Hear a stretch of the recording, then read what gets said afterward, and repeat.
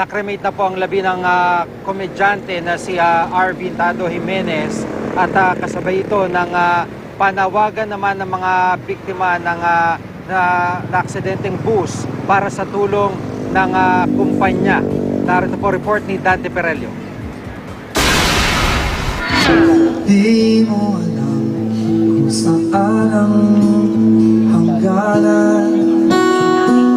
Emosyonal ang pamilya at mga kaibigan ni Arvin Tado Jimenez sa eulogy na idinaos para sa yumaong komedyante. Ang asawang si Lea inalala ang asawa na minsan daw ay naghangad na maparangalan o mapansin ang kanyang ginagawa. Magagawa niya yung gusto niya. Laging mabuti lang. Laging mabuti lang. Salamat po sa inyo. Maraming salamat. Mahabang pila naman ng mga nagbibisikleta ang sumali sa prosesyon nang ihatid ang labi ng komedyante sa krematorium ng Loyola Memorial Park sa Marikina. Ang puting kataon ni Tado, nagpunta ng dilaw na bulaklak at may apat na watawat na pula at asul na may larawan pa niya.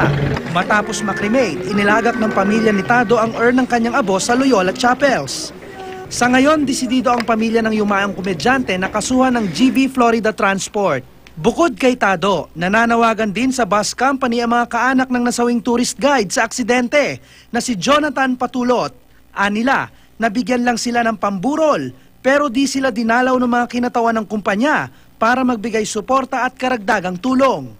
Ayon naman sa abogado ng GV Florida Transport na si Attorney Alex Versosa, nagtutulungan na ang kumpanya at Philippine Accident Managers Incorporated o PAMI para mabuo ang kompensasyon sa mga biktima ng aksidente. Inaayos na rin nila ang 15 bus units na bumagsak sa roadworthiness inspection ng LTO.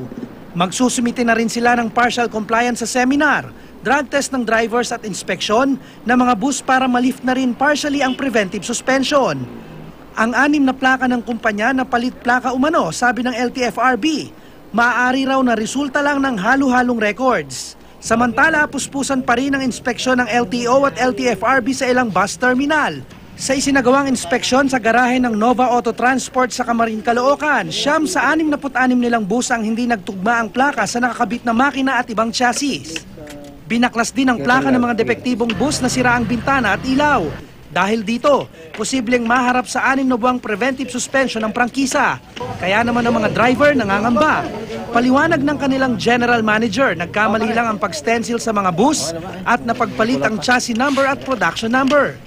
1 hanggang 2 beses sa isang linggo ang gagawing inspeksyon ng mga otoridad.